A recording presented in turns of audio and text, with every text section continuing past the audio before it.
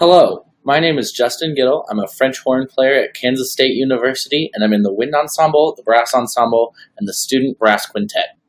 Today we'll be talking about selecting solo repertoire for the horn and some factors to consider when you're trying to pick a piece for a jury, a recital, or a competition. The first thing we should consider when selecting a piece is the difficulty level. It can't be so hard that you can't play it successfully, but it also can't be so easy that it won't show off the best of your capabilities.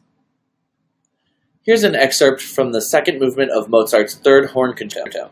It's relatively easy, the range is not too hard, and the rhythmic variation is little to none.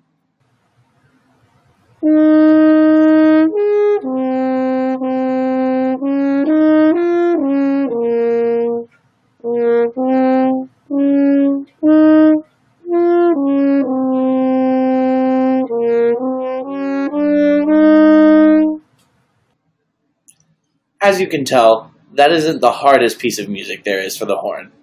The next excerpt is from the third movement of the same concerto, and it's a little bit more difficult.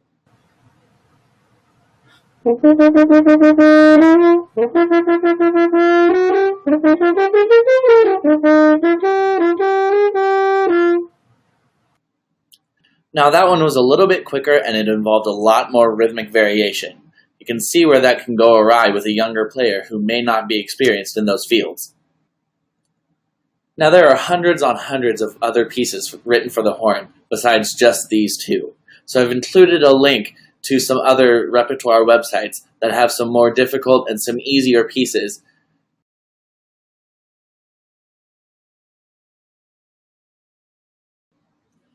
Range goes along with difficulty in that it's harder to play higher and lower in the horn's register. So we'll start by playing some of the basic range.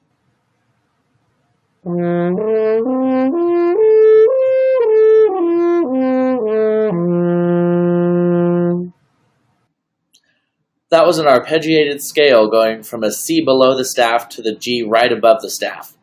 It's important that we keep this range in mind when we're picking a solo for a beginner player. Next is a more advanced range.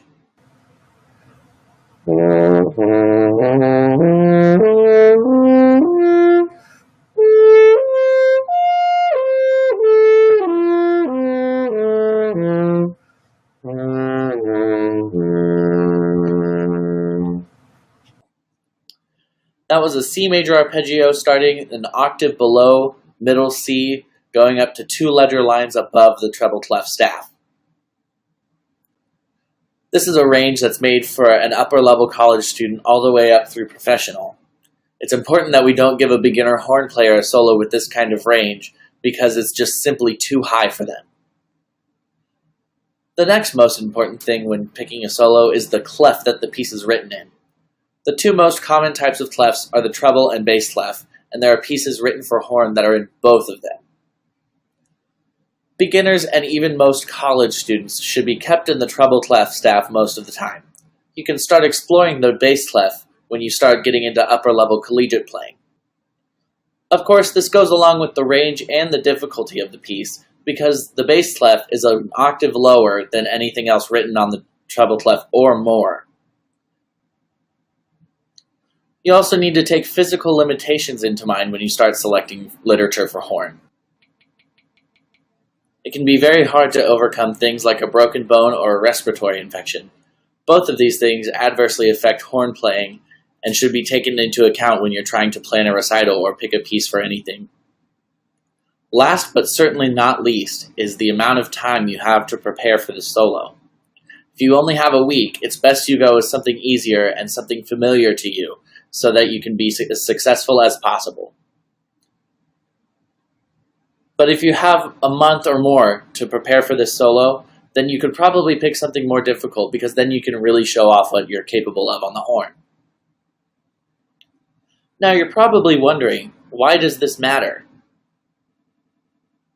A couple of the most important reasons as to why this matters is probably so you don't end up playing something too easy for something like an audition and you lose the spot, or so you don't play something that's too hard and risk embarrassing yourself. I hope you've enjoyed this short clip on how to find appropriate horn literature. If you have any questions, you can contact me at my email, which is jgittle@ksu.edu. That's jgittle@ksu.edu.